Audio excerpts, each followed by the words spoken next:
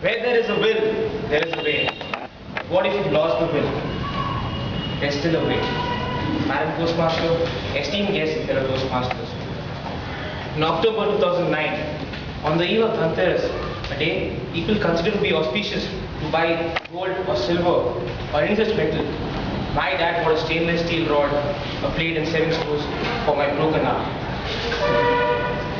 That was the auspicious day when I broke my arm while I was being chased by my sports in charge of my college after I refused to give him the table tennis bat at the end of our sports period. When I fell, I knew something was wrong. I just sat up, brought my right arm in front of me, and witnessed one of the most horrifying sights of my life. It appeared like I had 2 elbows on my arm. And then pain took over. Pain enough for me to wish for my own death. And in that condition, I was driven 50 kilometers from my college to the hospital. And every pothole was like a bullet piercing me and causing me to scream. I reached the hospital, and it was the first time I was admitted in the hospital. And by the end of my stay, the more or less were able to douse my physical pain. But by then, the mental torture had already begun. Why?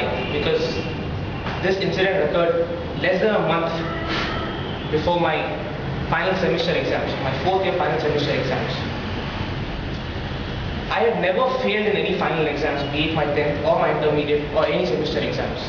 I was never a topper. My only interest was to clear every exam because I just didn't like the idea of going through hell twice by studying for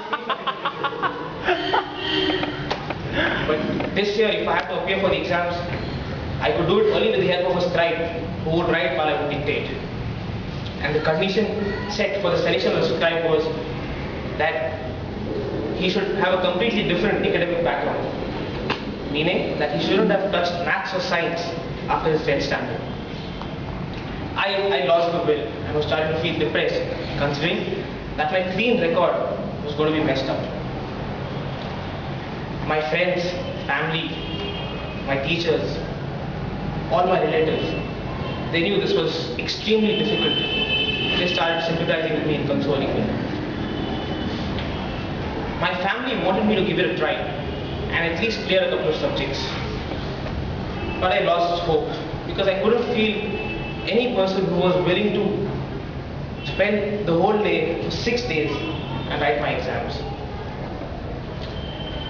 Still, my internal exams had just begun then, internal and lab external exams had begun then. And my HOD supported me. And he allowed a first year student, Sneha, who agreed to write my exams without any hesitation. She missed all her classes and never complained. I only cleared my internal exams because of a beautiful handwriting and the projection of my innocence in front of my lecturers. A weapon that I would not be able to use during my external examinations. Akhila, my neighbor's very close friend, who I didn't know very well then, volunteered to write my exams. But when she came to know that she doesn't fit the criteria, she promised to find someone for me. Within a day, she gave me Joe. Joe was one of the most simple person that I've ever met. He committed to face this battle with me. And I went around for the university's approval, and finally, after I got it, I started to plan and strategize. I started watching inspirational movies like Rocky and Jojita basically. And then finally the day had come. My parents took us for each and every exam and stayed outside, waited for us till we completed. It was very difficult for a commerce student to write an engineering exam. There were tables, there were figures, equations and units. It was equally difficult for me to articulate and dictate. There were times when I felt frustrated, but it was Joe who always calmed me down, said we can do it and let's give it our best. 2 months later, my results were announced. And before I apprised myself of my result, I was informed that the overall result was not very good and most of the better students also failed in at least one exam. Just then, my results appeared on the screen. And by God's grace, I had not only cleared every exam, but I managed to get better scores than most of my classmates. I was happy that I cleared all my exams, but sad that for my classmates, because it was them who gave me the courage to face these exams. In the end, every one of us faces such moments in life where we lose the will, but there are always people around us who believe in us and support us. If not for ourselves, we need to give it our best for such people. I gave it my best for my family.